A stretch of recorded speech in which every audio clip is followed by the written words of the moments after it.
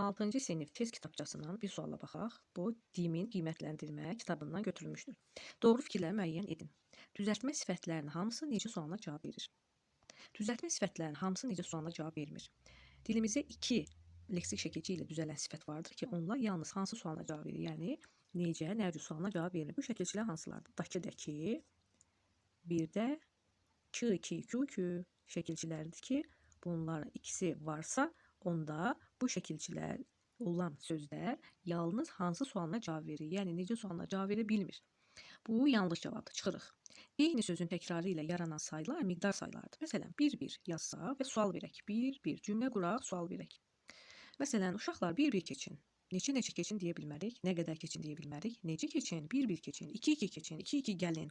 Necə gəlin? Bu zaman həmin sayılar, yəni eyni sözün təkrarı ilə yaranan sayılar, say yox, daha doğrusu eyni sayın təkrarı ilə yaranan sözlər say yox, zərf olur. Ona görə ikimiz də çıxırıq. 3. Bəzi sifətlər də xüsusi ismə keçə bilir. Məsələn, bir dənə nümunə göstərək sifətlərə aid. Məsələn, dilimizdə məşhur bəstəkar var. Qara Qarayev. Qara. Bu söz həm nitq hissəsinə görə sifətdir, həm də xüsusiləşib ismə çevrilib. Yəni, qara insan adı olanda isim olur.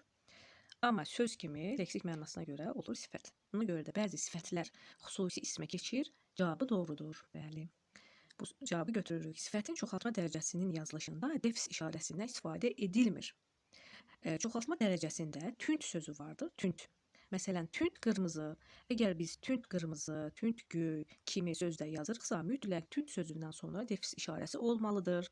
Çünki çoxaltma dərəcəsini düzəldəndə tünd sözündən sonra defis işarəsi olur və eyni zamanda deyim ki, azaltma dərəcəsini düzəldəndə də açıq sözündən sonra defis işarəsi yazılır. Məsələn, açıq, qırmızı, açıq, sarı və s. Buna görə bu da yanlış fikirdir. Burada yazılıbdır ki, istifadə edilmir. Yanlış fikirdir. Bizə lazımdır doğru fikirlər. Bitişik yazılan mürəkkəb əvəzlik vardır. Bitişik yazılan mürəkkəb əvəzlik bəli vardır. Bu da hansı sözdür? Filankəs sözüdür. Filankəs.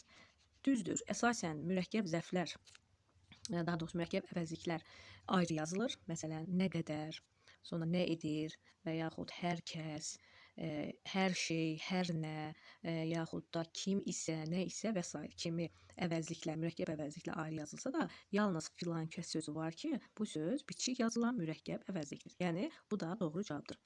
Bu sualda doğru cavabımız hansı oldu? Açıq sual idi. 3 və 5.